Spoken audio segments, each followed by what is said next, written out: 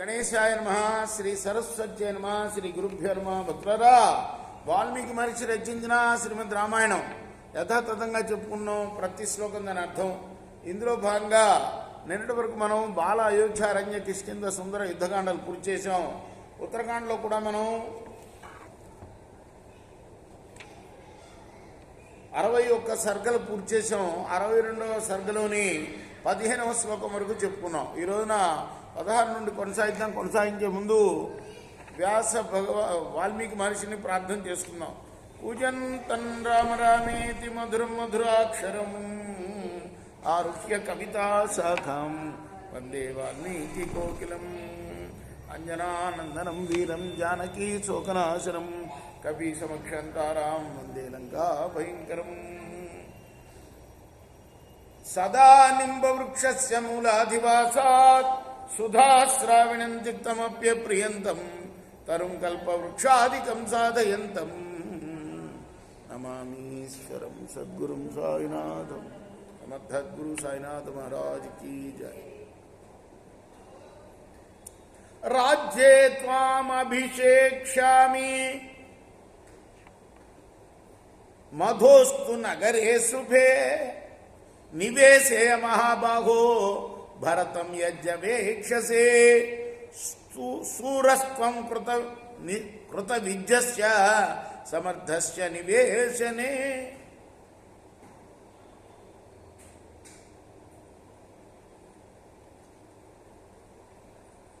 భరతుణ్ణి నువ్వు శ్రమ పెట్టవద్దని భావిస్తే మధువు పాలించే నగరానికి నేను రాజ్యాభిషేక్తుని చేస్తాను. నువ్వు మంచి సూర్యుడివి, బాగా విద్యలు నేర్చినవాడివి, రాజ్యాన్ని ఏర్పరచడంలో సమర్థులు కూడాను. రాముడు అంటున్నాడు శత్రుఘ్నుడితో, నగరం యమునాజుష్టం తథా జనపదాన్ శుభాన్ యోహి వంశం సముత్పాట్య పార్థివస్య నివేశనే న విధత్తే నృపం తత్ర నరకం సహి గచ్చతి. నువ్వు వెళ్ళి యమునా నదీ తీరంలో నగరాన్ని, సుందరమైన జనపదాలని ఏర్పరచు.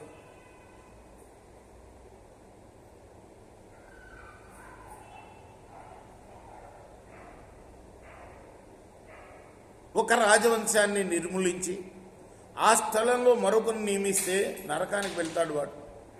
సతం హత్వా మధుసుతం లవణం పాప నిశ్చయం రాజ్యం ప్రసాది ధర్మేణ వాక్యం మే యజ్ఞవేక్షసే. నువ్వు నా మాట అంటే ముందే తీరంలో, అంటే ఆ రాజ్యాన్ని ఆక్రమించకుండా రాజును మాత్రమే చంపువాణ్ణి లవణాసు. నువ్వు ముందుగానే ఒక నగరం నిర్మించు, దాని పక్కన అలానే జనపదాలని కూడా, అంటే గ్రామాలని కూడా నిర్మించు. ఆ రాజును చంపు అక్కడికి వెళ్ళి. ఉత్తరం నచ వక్తవ్యం సూరవాక్యాంతరే మమ బాలేన పూర్వజస్యాజ్ఞ కర్తవ్యానాత్ర సంశయ. మరు మాట చెప్పద్దు నువ్వు, ఎందుకంటే తమ్ముడు ఎప్పుడు కూడా అన్న ఆజ్ఞ పాటించాలి. ఈ విషయంలో సందేహం లేదు. అభిషేకంచ కాకుచ్ఛ ప్రతీచ్ఛస్వం అయోధ్యతం వశిష్ఠ ప్రముఖైర్ విప్రైర్ విధి మంత్ర పురస్కృతం. శత్రుఘ్న, నువ్వు మన పురోహితుడు వశిష్ఠుల వారు నిన్ను అభిషేకిస్తాడు. మన మతపూర్వకంగా యథాశాస్త్రంగా నిన్ను అభిషేకిస్తాడు. ఏవ ముక్తస్తు రామేణ పరాం బ్రీడం పాగమాత్ శత్రుఘ్నో వీర్య సంపన్నో మందం మందం వాచ.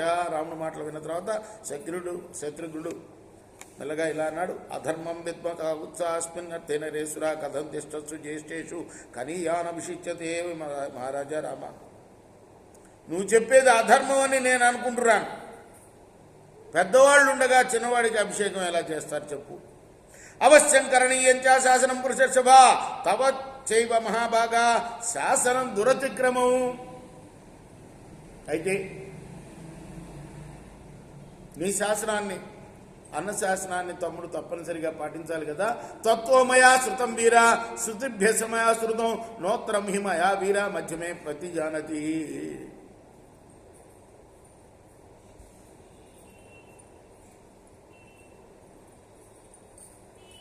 ధవళాసురుణ్ణి చంపుతానని భరతుడు అన్నప్పుడు నేరు మారు మాట్లాడటం కూడా యుక్తమైన మాట కాదనే అనుకుంటున్నాను నేను. వ్యాహృతం దురదో ఘోరమస్త అంతాస్మి లవణం మృదే తస్యైవ మే దుర్గతస్య దుర్గతే పురుషభ. నా తప్పు తెలిసింది. నాకు నేను చేసిన ఏం చేశాడైనా పెద్ద తప్పు ఏం చేయలే. భరతుడు నేను వెళ్ళి వాడిని చంపొస్తానన్నాడు. కాదు, భరతుడు చాలా అలసిపోయి ఉన్నాడు, ఇప్పటిదాకా రాజ్యపాలన చేసి నువ్వు లేని టైంలో నేను వెళ్తాను అన్నాడు. పెద్ద తప్పు మాట ఏం కాదు, కానీ ఇప్పుడు అంటున్నాడు అనమాట, నేను మాట్లాడిన దానికి తగిన శిక్ష పడింది నాకు. అంటే ఏంటి, అన్న ఉండగా తమ్ముడు ఇంకో రాజ్యం వెళ్ళడం ఏంటి, నీ పేరునే ఉండాలి ఆ రాజ్యం అని. ఉత్తరం నహి వక్తవ్యం జ్యేష్ఠే నాభిహితే పునః అధర్మ సహితం చేయవ పరలోక వివర్జితం.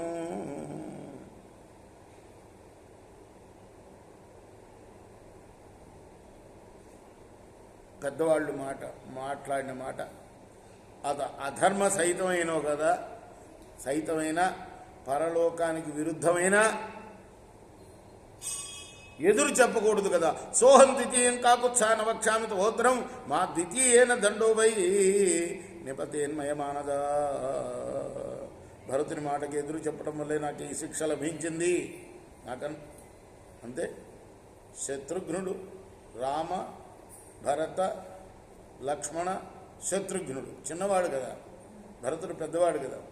ఆయన మాటకి ఎదురు చెప్పడం వల్లనే ఈ శిక్ష నాకు లభించింది. నా చేత మళ్ళీ ఇప్పుడు నీకు ఎదురు చెప్పి మరొక శిక్షకు పాత్రను కాకుండా ఉండాలి నేను. కామకారో హ్యగం రాజం తవాస్మి పురుషర్భాదరం మీ జై కాకుత్సామకృతే రఘునందన. నువ్వు చెప్పిన వట్టే చేస్తాను రామ.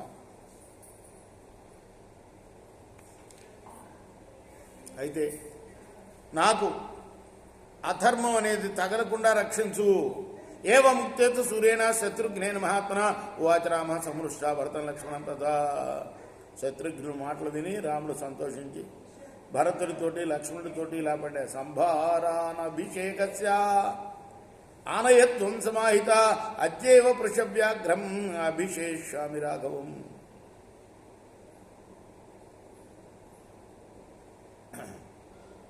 వెంటనే ఆయన ఆజ్ఞాపించాడు, సంభారాలన్నీ తీసుకురండి, అభిషేకానికి కావలసినవి. శత్రుఘ్నుడికి ఇప్పుడే రాజ్యాభిషేకం చేస్తాను. పురోధనంచ కాకుత్స నైగమాన్ ఋత్విజస్తదా మంత్రిణశ్చైవతాను సర్వానానయధ్వం మమాజ్ఞయ. ఋత్వికులందరినీ, పురోహితులు వారిని కూడా తీసుకురండి. రాజ్ఞా శాసనమాజ్ఞాయ తథా కుర్వన్ మహారథ అభిషేక సమారంభం పురస్కృత్య పురోధసం. అలానే రాజశాసనం ప్రకారం పురోహితుడిని ముందుంచుకొని రాజ్యాభిషేకానికి కావలసిన ఏర్పాట్లన్నీ చేశారు. ప్రవిష్ట రాజభవనం రాజానం బ్రాహ్మణస్తదా తతోభిషేకోపవృతే శత్రుఘ్నస్య మహాత్మనః. రాజులు, బ్రాహ్మణులు అందరూ కూడా రాజభవనంలో ప్రవేశించారు. ఆ తర్వాత శత్రుఘ్నుడి యొక్క అభిషేకం ఎంతో వైభవంగా జరిగింది. సంప్రహర్షకర శ్రీమాన్ రాఘవస్య పురస్య చ అభిషిక్తస్తు కాకుస్థో బభోచాదిత్య సన్నిర్భ అభిషిక్త పురాస్కంద సేంద్రైరివ మరుద్గణై. అలా శత్రుఘ్నుడు రాజ్యాభిషిక్తుడై రాముడికి, పురజనులకి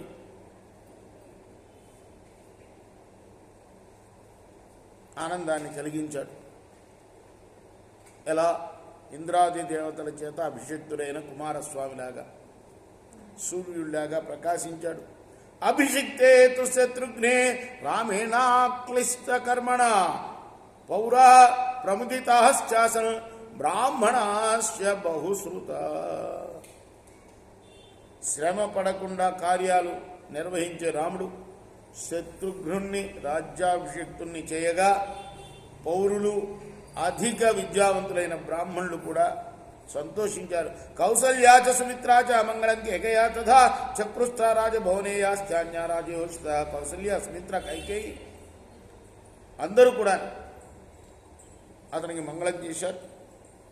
ఋషేశ్చ మహాత్మానో యమునా తీరవాసిన హతం లవణమాశంసు శత్రుఘ్నస్యాభిషేచన. శత్రుఘ్ను రాజ్యాభిషిక్తుడు కాగానే యమునా తీరవాసులైన మహర్షులందరూ కూడా లవణుడు ఇక చచ్చినట్లే అనుకున్నారు. ఇదంతా వాళ్ళ ఋషులు వచ్చి అడిగితే రాముడు చేస్తున్న తతంగం అన్నమాట. వాళ్ళకి లవణాసురుడి నుండి విముక్తి కలిగించడానికి. అంటే ఇంకా చచ్చినట్టే. మన నర్మదా తీరానికి శత్రుఘ్నుడు పట్టాభిషిక్తుడయ్యాడు కాబట్టి వాడు ఇక చచ్చినట్టే అని సంతోషించారు. తతోభిషిక్తం శత్రుఘ్నం అంకమారోప్య రాఘవ ఉవాచ మధురాం వాణి తేజశ్చాభిపురయానంత. రాజ్యాభిషిక్తుడైన తర్వాత శత్రుఘ్నుడిని తన ఒళ్ళో కూర్చోబెట్టుకొని రామచంద్రమూర్తి మధురమైన మాటలు ఇలా పలికారు. అయం శరస్వమోఘస్తే దివ్య పురపురంజయ అనేన లవణం సౌమ్యాస్తాసి రఘునందన. శత్రుఘ్న, ఇదిగో ఈ బాణాన్ని నీకు ఇస్తున్నా, ఇది అమోఘమైంది, దీంతో నువ్వు లవణాసురుణ్ణి చంపగలవు. స్పృష్ట శరోయం కాకుత్స యదా సేతే మహానవే స్వయంభూరతిజో స్వయంభూరజితో దివ్యో యన్నా పశ్యన్ సురాసురా. స్వయంగా ఆవిర్భవించిన శ్రీ మహావిష్ణువు మహాసముద్రంలో సేవించి ఉన్నప్పుడు ఈ దివ్యమైన బాణం సృష్టించబడింది. దీన్ని సురలు కానీ అసురులు కానీ చూడలేరు. అదృశ్య సర్వభూతానా తేనాయాం హి సరోత్తమ స్పృష్ట క్రోధ భూతేన వినాశార్థం దురాత్మనో మధుకైటభ యోర్వీర విగతే సర్వరక్షసాం. ఈ కారణం చేత ఈ బాణం ఏ ప్రాణికి కూడా కనపడదు. నేను ఇచ్చే బాణం విష్ణువు ఇదివరకు దురాత్ములైన మధుకైటభులను చంపడానికి, సకల రాక్షసుల్ని చంపడానికి ఈ బాణాన్నే సృజించాడు. సరస్తు కామేన లోకాం స్త్రీం స్తౌచానేన హతౌ యుధి తౌ హత్వా జనభోగార్థే కైటబంతు మధుం తదా అనేన శరముఖ్యేన తతో లోకాం సకలా.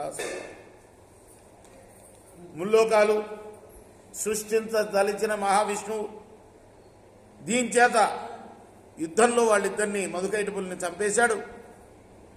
ఈ శ్రేష్టమైన బాణం చేత సంవరించి ప్రాణుల యొక్క భోగాల కోసం లోకాలని సృష్టించాడు ఆయన. నాయమ్మయాసర పూర్వం రావణస్య వదార్థిన ముక్త శత్రుఘ్న భూతానాం మహాన్ హ్రాసో భవేదితి. శత్రుఘ్న, రావణుని చంపదలిచిన నేను పూర్వం చాలామంది ప్రాణులకు నాశనం కలిగిస్తుందన్న భయం చేత ఈ బాణాన్ని అప్పుడు నేను ప్రయోగించలేదు. యచ్చ తస్య మహత్శూలం త్రయంబకేన మహాత్మన దత్తం శత్రు వినాశాయ అమధురో మధురాయుధ ఉత్తమం సతం నిక్షిప్య భవనే పూజ్యమానం పునః పునః దేశ సర్వా సమాసాధ్య ప్రాప్నోచ్చాహారముత్తమం. మహాత్ముడైన మహేశ్వరుడు శత్రు వినాశం కోసం మధువుకు ఉత్తమమైన ఆయుధంగా ఇచ్చిన ఆ గొప్ప శూలానికి లవణుడు మాటిమాటికి పూజలు చేస్తూ ఉంటాడు. దాన్ని ఇంట్లోనే ఉంచి ఉత్తమమైన ఆహారం సంపాదించడం కోసం అన్ని దిక్కులకు పోతూ ఉంటాడు. అసలు కథలోకి వచ్చామన్నమాట. లవణాసురుడి దగ్గర ఒక మహా ఆయుధం ఉంది కదా, దాని గురించి చెప్తున్నాడు ఇప్పుడు శత్రుఘ్నుడికి. యదాతు యుద్ధమాకాంక్షన్ కశ్చిదేనం సమాహ్వయే తదా శూలం గృహీత్వా తం భస్మరక్ష కరోతి. ఎవడైనా వచ్చి యుద్ధానికి పిలిచినప్పుడు ఆ లవణుడు ఆ శూలాన్ని గ్రహించి వాడిని భస్మం చేస్తాడు. సత్వం పురుష శార్ధూల తమాయుధ వినాకృతం అప్రవిష్టం పురం పూర్వం వారి తిష్టధృత ఇద. ఓ పురుష శ్రేష్ఠుడు అయిన శత్రుఘ్న, నువ్వు ఆయుధాలు ధరించి ఆయుధం చేతిలో లేని ఆ లవణుడు పురంలో ప్రవేశించడానికి పూర్వమే అతని కోసం ద్వారం దగ్గర వేచి ఉండు. అప్రవిష్టంచ భవనం యుద్ధాయ పురుషర్షభ ఆహ్వా ఏదా మహాబాహో తతో హంతాసి రక్షసం. వాడు భవనంలో అంటే వాడు బయటికి వెళ్తాడు లోపల పెట్టి ఆయుధాన్ని. వాడు భవనంలో ప్రవేశించడానికి పూర్వమే నువ్వు వాడిని యుద్ధానికి పిలువు, అప్పుడు నువ్వు వాడిని చంపగలవు. అన్యథా క్రియమాణేతు అబధ్యాస భవిష్యతి యది త్వేమం కృతం వీరా వినాశం ఉపయాస్యతి. ఇంకో విధంగా చేస్తే వాడు చంపడానికి శక్యం కాడయ్యా. ఏతత్తే సర్వవాఖ్యాతం శూలస్య చ విపర్యయ శ్రీమత స్థితికంఠస్య కృత్యం హి దురతిక్రమం. నీకు ఈ విషయం అంతా చెప్పాను కాబట్టి శూలాన్ని ఎట్లా పరిహరించవలనో కూడా చెప్పాను. శ్రీమంతుడైన ఈశ్వరుడి యొక్క ఆజ్ఞ దాట శక్యం కాదు కదా అన్నాడు. ఈ చార్షే శ్రీమద్ రామాయణే ఆదికావ్యే ఉత్తరకాండే 63 తమ సర్గ. కృష్ణార్పణమస్తు. సాయి కృష్ణార్పణం.